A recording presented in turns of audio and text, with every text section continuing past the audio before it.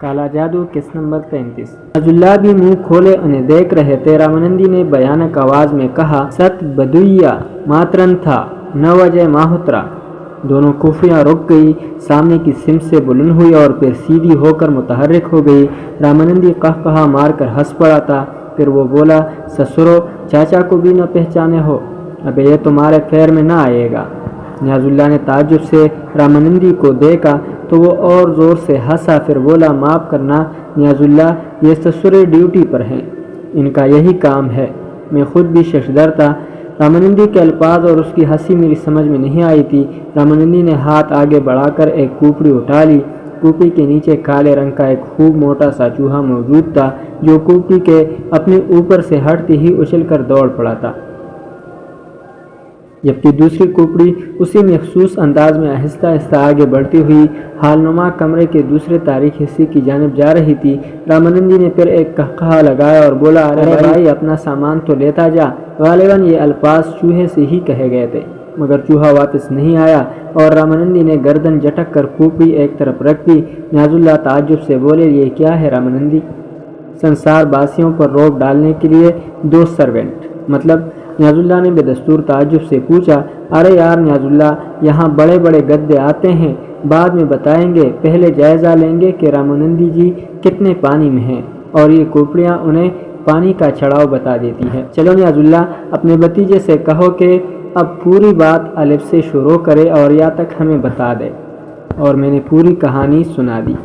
फिर रामानंदी बोले, तुम मेरे पास कुछ रोज़ रहोगे लड़के, और तुम्हें मेरे अहकामात पर अमल करना होगा। रामानंदी, फिर मुझे इजाज़त तो? ठीक है नियाज, काम भी दिया तूने तो हमें तो, ऐसा कि जिसको पूरे भरोसे के साथ नहीं कर रहे, लेकिन चिंता मत करना। रामानंदी, होश संभालने के बाद तेरी सूरत देखी थी, और अगर मर भी गया तो तेरी सूरत आंखों में होगी। चिंता मत करना, इसके लिए जो कुछ भी हमसे बन पड़ेगा करेंगे। मगर सुनो, एक बात कह देते हैं, कुछ पाने के लिए कुछ खोना भी पड़ता है, और जो खो जाए उसकी जिम्मेदारी खुद तुम पर होगी। मैं समझा नहीं रामानंदी। नियाजुल्लाह साहब ने कहा, मैं समझा भी नहीं सकता तुम्हें इस वक्त, रामानंदी ने कहा, और नियाजुल्लाह उसका चेहरा देखते रहे। फिर बोले, इसके बावजूद मैं जानता हूँ कि तू जो कुछ भी करेगा बेहतर ही करेगा। रामानंदी दोनों हाथ जोड़ दिए और नियाजुल्लाह वापसी के लिए पलटे। मैं और रामानंदी उन्हें बाहर तक छोड़ने आए थे। इत्मीनान से यहाँ रहो, मैं इसी तांगे में वापस चला जाऊँगा, कल फिर आऊँगा। नहीं नियाजुल्लाह, जब तक मैं तुझे यहाँ ना बुलाऊँ तो यहाँ ना आना, ये मेरी दरख्वास्त है तुझसे, रामानंदी ने कहा। और नियाजुल्लाह छूं कर उसे देखने लगे। फिर ठंडी सांस लेकर बोले, ठीक है, मैं तेरे किसी काम में मुदाखलत नहीं करूँगा। अच्छा तो फिर चलता हूँ मसूद मियाँ, इजाज़त है। मैंने नियाजुल्लाह साहब से मुसाफहा किया और उसके बाद वो चले गए। रामानंदी ने मेरे शाने पर हाथ रखकर मुझे अपने साथ आने के लिए कहा। इस बार वो खंडर में वापस नहीं गया था, बल्कि टहलने के से अंदाज में दूसरी जानिब चल पड़ा था। कुछ देर खामोश रहने के बाद उसने कहा, मसूद है ना तुम्हारा नाम? हाँ। देखो मसूद, मैं एक बात पूरे खलूस से कहना चाहता हूँ तुमसे। जो वाक़यात और हालात मेरे इल्म में आए हैं, उनसे मैंने एक अंदाज़ा लगाया है। मेरी हैसियत इस वक्त एक हकीम सी है, जो मरीज़ को देखता है, उसके मरज़ की तशख़ीस करता है और उसके लिए दवा तजवीज़ करता है। तुम साहिब ईमान हो, बेशक मानता हूँ, हालांकि मेरे और तुम्हारे धर्म में इख्तिलाफ है। मेरा धर्म कुछ और है, तुम्हारा धर्म कुछ और। लेकिन क्या तुम इस बात को तस्लीम करने से इनकार करोगे कि बाज़ अवक़ात सेहत के लिए मरीज़ को कड़वी दवाएं भी देनी पड़ती हैं? हाँ बेशक। इसके अलावा डॉक्टरों की अक़साम होती है, कोई एलोपैथिक होता है, कोई होम्योपैथिक, और कोई जड़ी बूटियों से इलाज करता है। हर एक का अपना अंदाज होता है। मेरा अपना तरीक़ा इलाज है, मैं तो वही कर सकता हूँ, कोई नहीं। मुझ पर एतमाद रखना, मेरा तुमसे कोई ज़ाती मफाद नहीं है, बस मैं तुम्हारी सेहतियाबी चाहता हूँ, और जो कुछ कर सकता हूँ उसके लिए करूँगा। मैं जानता हूँ आज शनिचरवार है, तुम्हें मंगलवार तक इंतज़ार करना होगा। मंगल की रात को तुम्हें बहुत सी मुश्किलों से छुटकारा मिल जाएगा। इस दौरान तुम यहाँ रहो, जहाँ मन चाहे घूमो फिरो। कुछ फासले पर बाग है, उसमें फल लगे हुए हैं, खेत भी हैं, मकई पक रहे हैं, बट्टे भून कर खा सकते हो। मैं तुम्हें अपने हाथ की कोई चीज़ नहीं खिलाऊंगा ताकि तुम्हें इससे कराहियत हो। आप बहुत अजीम इंसान हैं रामानंदी जी, मैंने मुतासिर होकर कहा, और रामानंदी मुस्कुरा दिया। زندگی بہت تھوڑی سی ہوتی ہے مسعود بھیا۔ انسان اچھی طرح جانتا ہے کہ کچھ بھی کر لے، کچھ بھی پالے، مگر اسے مرنا ہوگا۔ جیون بھر کی محنت سے جو کچھ حاصل کیا ہے اسے چھوڑنا ہوگا، مگر اس کی فطرت میں طلب ہے۔ سب کچھ جان کر بھی وہ سب کچھ پانا چاہتا ہے، اور اگر یہ نہ ہو تو سنسار کے سارے کام رک جائیں۔ مگر روح کی طلب بھی ایک چیز ہوتی ہے، وہ جو کچھ کرتا ہے روح کی آسودگی کے لیے کرتا ہے، اور روح کی آسودگی کے لیے محبت بھی بہت بڑی چیز ہے۔ نیاز اللہ اور میں ایک دوسرے سے بڑی محبت کرتے ہیں۔ ہماری یہ محبت ہمیشہ بڑھتی ہے، کبھی گھٹتی نہیں۔ میں اس کی ایک ایک جنبش کا احترام کرتا ہوں، اس سے پیار کرتا ہوں، یہ ایک مثالی دوستی ہے۔ ہاں تم کہہ سکتے ہو تو سمجھ گئے نا میری بات۔ اور ایک بات میں تمہیں اور بتا دوں، میں یہاں ڈرنا نہیں۔ بریا چرن جو کچھ بھی ہے میرے حلقے میں، وہ تمہیں کوئی نقصان نہیں پہنچا سکتا۔ ہمارے بیچ معاہدے ہوئے ہیں، ہم ایک دوسرے سے نہیں لڑتے، ورنہ نقصان دونوں کو ہو جاتا ہے۔ ہمارے بیر آپس میں ایک دوسرے کے خلاف کچھ نہیں کرتے، اور سارا کھیل بیروں کا ہوتا ہے۔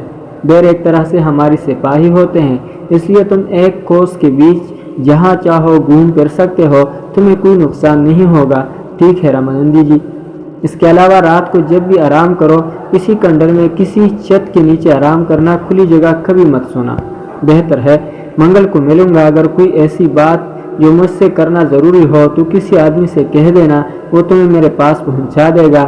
یہاں ضرورت مند آتے رہتے ہیں، ان سے زیادہ مت گلنا ملنا، اور رات کو کسی جاب کرنے والے کے پاس مت جانا، وہ لوگ جو جوہر کے کنارے بیٹھے ہوتے ہیں۔ میں خیال رکھوں گا، بس اب میں جاؤں؟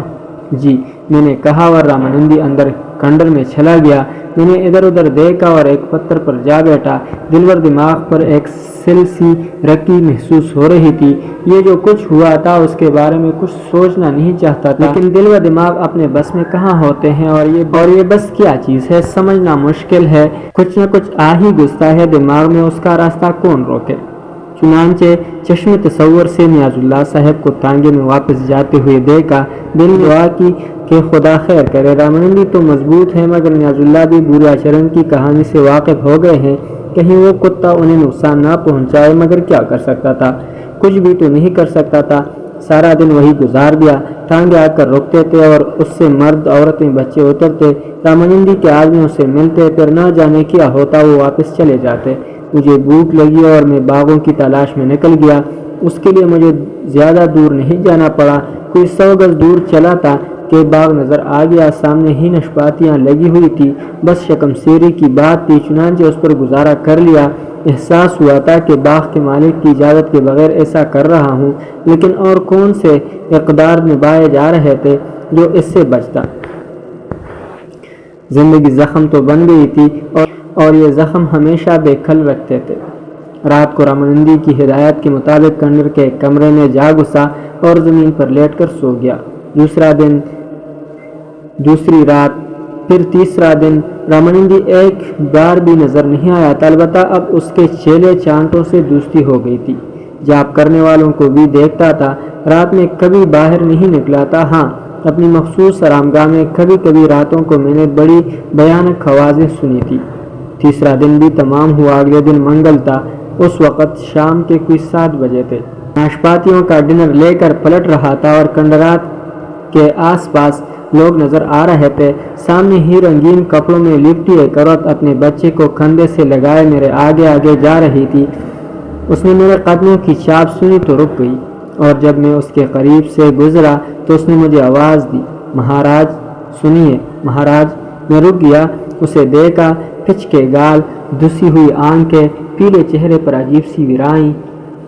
کندھے سے جو بچہ لگا سو رہا تھا وہ بالکل سوکھا ہوا تھا، میری انگلیوں کے برابر موٹی اس کی پنڈلیاں تھی، باقی بدن بھی ایسا ہی تھا۔ سر بالوں سے صاف اور جسم کی نسبت بہت بڑا نظر آ رہا تھا۔ کیا بات ہے؟ میں نے پوچھا۔ اسے میری گود سے اتار دو، اس نے بچی کی طرف اشارہ کر کے کہا۔ کیوں؟ اترتا ہی نہیں ہے۔ میں اسے لے کے تک گئی ہوں۔ کوئی اور نہیں ہے تمہارے ساتھ؟ کوئی نہیں ہے۔ اس تھوڑی دیر کے لیے لے لو، میں تک گئی ہوں۔ 1 سال ہو گیا، پورا 1 سال یہ میری گود میں سے نہیں اترتا۔ میں چھوٹ پڑا۔ عجیب سے الفاظ سے وہ مجھے دیکھ رہی تھی۔ تم یہاں کیا کر رہی ہو؟ کیا یہ بچہ بیمار ہے؟ سوکے کی بیماری ہے اسے، مگر تم اسے لے لو نا۔ وہ آگے بڑھ کر میرے پاس پہنچ گئی۔